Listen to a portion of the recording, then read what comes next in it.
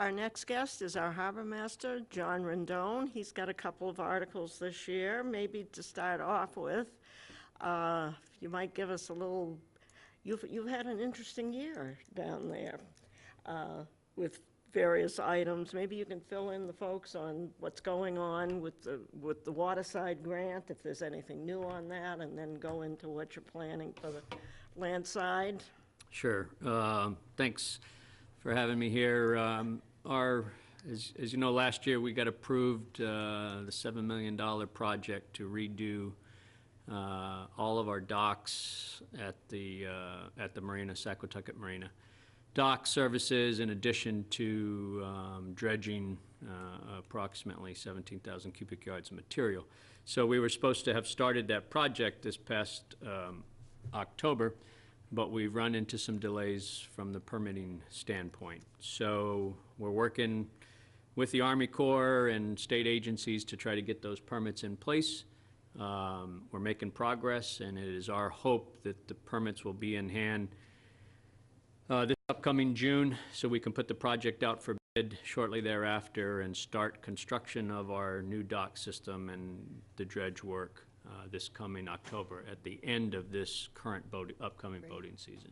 So we're making progress. Good, because I was at an event with Congressman Keating, and I hunted him down. Well, I hope you did. And I said, okay, we can't afford to lose this. What can you do for us? And thank you. he was, and then if I've seen him again, he's hidden. So I guess I accomplished my goal.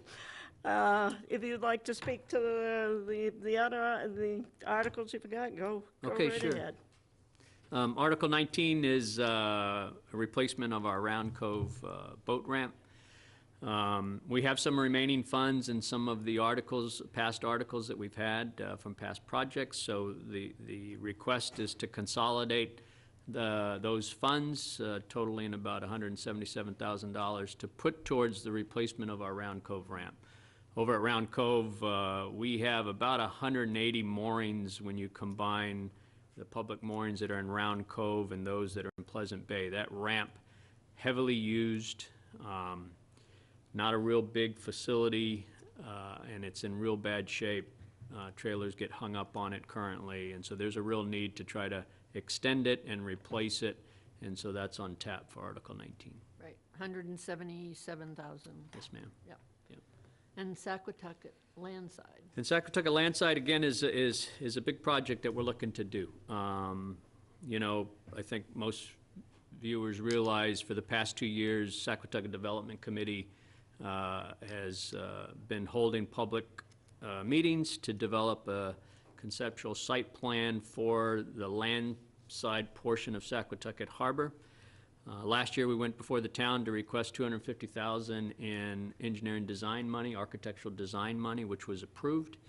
We were also successful at getting $187,500 state coastal zone management resiliency grant to put towards the design of this project. So we've got some investment already into our proposed project. The engineering design has been done. And really, the objectives of the plan are to, one, integrate the Downey property, which we recently purchased back in 2014, I believe, to integrate that fully into our harbor operations. We're trying to improve pedestrian safety. That's a real concern from our perspective. Currently, we have a lot of people crossing the busy Route 28 after purchasing their ferry tickets, and also lining up in our parking lot to purchase some of the other passenger boat tickets. So that's a real safety concern from my perspective. So we're trying to address that issue. We're trying to provide increased economic development opportunity at the harbor, taking advantage of the resource that we have. Because we got the grant, or not because of the grant, but with the grant, we're trying to make the facility more resilient towards sea level rise, so that's a big part of the project. And ultimately, we're trying to improve the character, beauty, and attractiveness of that harbor. So the elements really are, we're trying to bring our workshop operation from Bank Street and bringing it back over and put in a garage there on the Downey property. I think most of you know, back 25 or so years ago, when the fire department left that Bank Street facility, you know, there was talk back then that that building should be condemned, and here we are 25 years later still using that building. And so it's long overdue for, you know, for replacement or moving on. So I know we have an article to sell Bank Street. Right. And hopefully those proceeds will be put towards this project coming up. Also on the Downey property, we're gonna have 87 additional parking spaces. We're gonna pave the majority of that lot and have vehicle parking spaces, which will really help our operation there, because if you've been there in the summer, you realize parking is at a premium there. We're also gonna spend quite a bit of resources beautifying the Downey property with a combination of shade trees, flowering trees, native shrubs, perennial plant. We're gonna landscape the area so that it's not the eyesore that it currently is and has been for many years.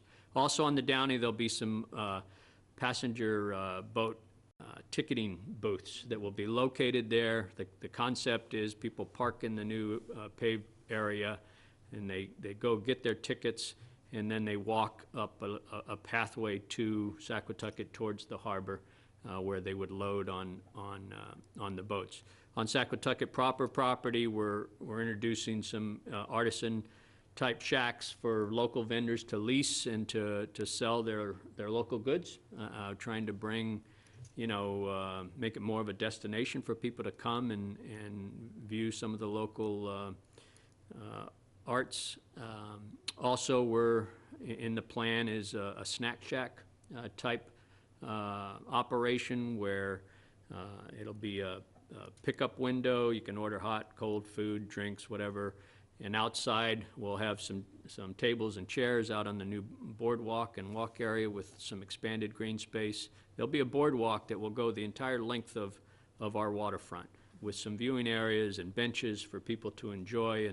And that boardwalk will be elevated or ramped so that it's totally handicap accessible, so people can go from that walkway to the boardwalk down to where they would load on a passenger boat if Great. indeed they were doing that. So, and then the other big piece is replacing the Harbormaster office. It'll be a two-story building with 2 offices upstairs, and then downstairs will be the public service area along with a training room / conference room.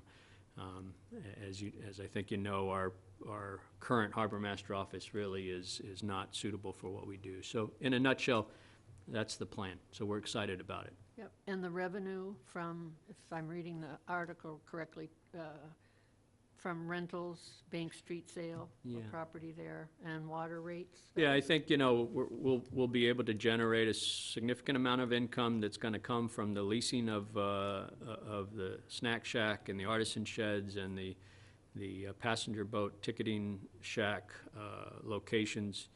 And in addition, we plan to do winter boat storage on that new paved lot. So, you know, we're gonna generate significant revenue that can certainly pay a portion of the debt service on this project. So that's the plan. And just for question's sake, I assume there'll be restrooms and, Yes, ma'am, part of the office. since we never seem to have enough of those.